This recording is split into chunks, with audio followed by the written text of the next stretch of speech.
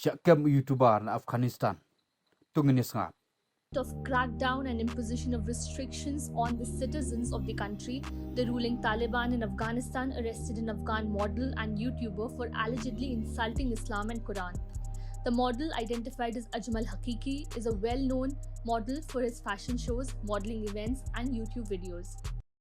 ka sarkar Taliban kala pakem yu model bat YouTuber Afghanistan halor ke jingkren ben yu ya kani muslim bat ya kodba jungki karan o Ajmal Haqiqi latip kum fashion show model bat unong sina videos apo YouTube kumta ka sarkar Taliban da ke jing bitar halor ke kren ben yu ya kani muslim kumta klai order kirki ban pakem no yu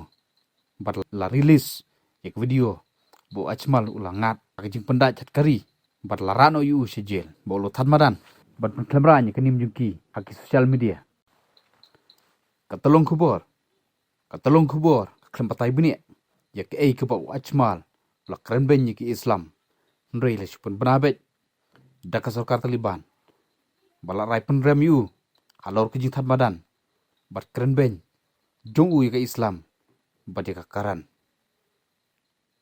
kublai shibun